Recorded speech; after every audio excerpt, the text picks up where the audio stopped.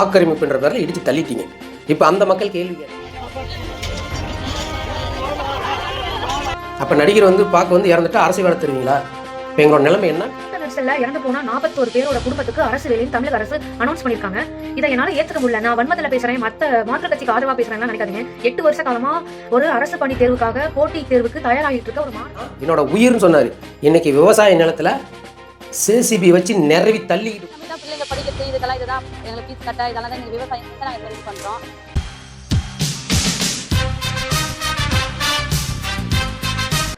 அன்பு உறவுகளுக்கு வணக்கம். கிட்டத்தட்ட 50 நாள் தாவேக்காவோட ஆட்சி. ஒரு பக்கம் இந்த ஆட்சி சிறப்பாக இருக்குது, பயங்கரமாக இருக்குது அப்படின்னு புகழ்ந்து தள்ளுறாங்க. அது வேறு யாரும் இல்லை, தாவேக்கா ஆதரவாளர்கள், விஜய் அவர்களோட ரசிகர்கள்.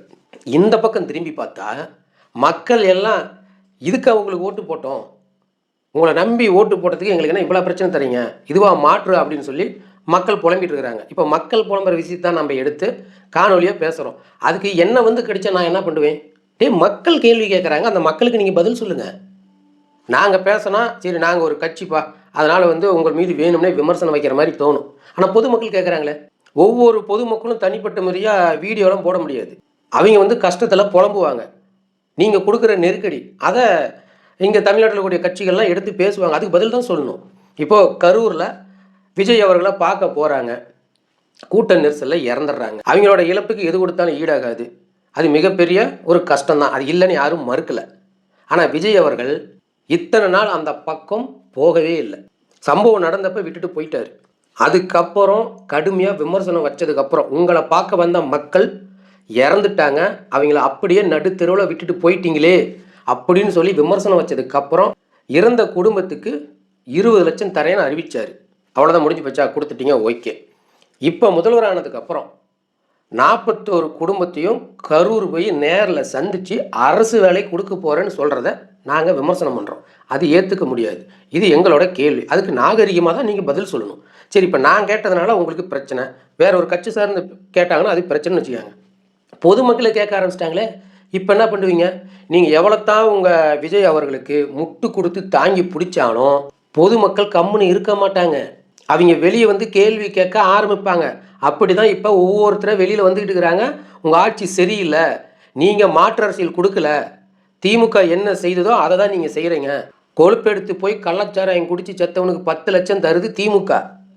நடிகரை பார்க்க வந்து இறந்துட்டா இந்த டிவிக்கு ஆட்சி அரசு வேலை தருது. படிச்சு நாங்க என்ன முட்டாளா அப்படின்னு பொதுமக்கள் கேட்கறாங்க, நான் கேட்கல. 41 குடும்பம் வந்து ஒரு கட்சி மீட்டிங் வந்து இறந்து போறாங்க, அவங்களுக்கு அரசு பண்ணினா ஒழுங்கா வேலைக்கு போறவங்க படிக்கிறவங்களோட நிலைமை எல்லாம் என்ன, அவங்க என்ன பாவம் செஞ்சாங்கன்னு எனக்கு தெரியல. கட்சி மீட்டிங் தான் வந்திருந்தா தான் போஸ்டிங் கிடைக்குமா அப்படிங்கிறது எனக்கு ஒரு மனக்குமரலா இருக்குங்க. இது வந்து கட்சி சார்பா பேசாதீங்க. இந்த உங்களை நம்பி ஓட்டு போட்ட உங்களோட நண்பா நண்பி எத்தனையோ பேர் வந்து எக்ஸாமுக்காக ப்ரிப்பேர் பண்ணிட்டு இருக்கோம். ஒரு பெண் வந்து கேட்கறாங்க, நாங்க எவ்வளவு கஷ்டப்பட்டு படிச்சு டிஎன்பிசி எக்ஸாம்லாம் எழுதி இந்த அரசு வேலைக்காக கனவோடு காத்திருப்போம், இதுதான் உங்கள் மாற்று அரசியலா? எப்படி எங்களோட உரிமையை தூக்கி தருவீங்க? அப்போ நடிகர் வந்து பார்க்க வந்து இறந்துட்டா அரசு வேலை தருவீங்களா? இப்போ எங்களோட நிலைமை என்னன்னு கேட்குறாங்க. அவன் ராத்திரியும் தூங்காம பகலையும் தூங்காம விடிய புத்தகத்தை படிச்சு எக்ஸாம் எழுதி அதில் பாஸ் பண்ண மாட்டாப்ல, மீண்டும் முயற்சி பண்ணிட்டே இருக்காங்க. ஆனால் உங்களை பார்க்க வந்து இறந்தாங்கன்ற ஒரே காரணத்துக்காக அவர் குடும்பத்துக்கு நீங்கள் அரசு வேலை கொடுத்துறது நியாயமா? இன்னொருத்தரும் அதை தான் கேட்குறாரு. இப்போ பொதுமக்களும் கேள்வி கேட்க ஆரம்பிச்சிட்டாங்களே, இப்போ எங்களை ஆபாச வார்த்தையில் திட்டுறீங்கள, அதே போல் பொதுமக்களையும் திட்டுவீங்களோ? இப்போது சென்னையில் குடியிருக்கிற வீட்டை இடிச்சிட்டிங்க, ஆக்கிரமிப்புன்ற பேரில் இடித்து தள்ளிட்டீங்க. இப்போ அந்த மக்கள் கேள்வி கேட்குறாங்க, என்னன்னு? தேர்தலுக்கு முன்னால் மின்சார இணைப்பு, குடிநீர் இணைப்பு வாங்கி குடியிருக்கும் மக்களுக்கு நான் பட்டா தர ஏற்பாடு செய்யறேன் அப்படின்னு தேர்தல் வாக்குறுதியில் விஜய் அவர்களே சொல்லிடுறாங்க. அந்த காணொலியும் இருக்குது. நீங்கள் பட்டா தர ஏற்பாடு பண்ணலாலும் பரவாயில்ல, அவங்க வாழ்கிற வீட்டை இடிக்காமல் இருந்திருக்கலாமே. வீட்டு வாசலில் கோலம் போட்டு விசில் ஊதுங்க, ஒரு விரல் புரட்சி பொங்கட்டும், நல்லாட்சி மலரட்டும், மக்களாட்சி மலரட்டும்னு சொன்னார்ல.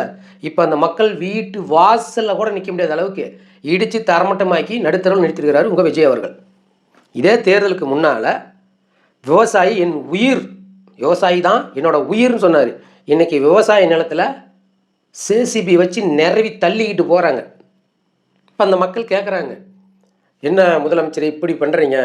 இந்த நிலத்தை நம்பி தான் நாங்கள் இருக்கிறோம், நீங்கள் இந்த நிலத்தில் புல்டோசர் விட்டு நிறவுறீங்க, நீங்கள் இதுக்கு ஏதாவது ஒரு முடிவு கொடுக்கணும் அப்படின்னு கேட்க வச்சுட்டாரு உங்கள் முதல்வர்.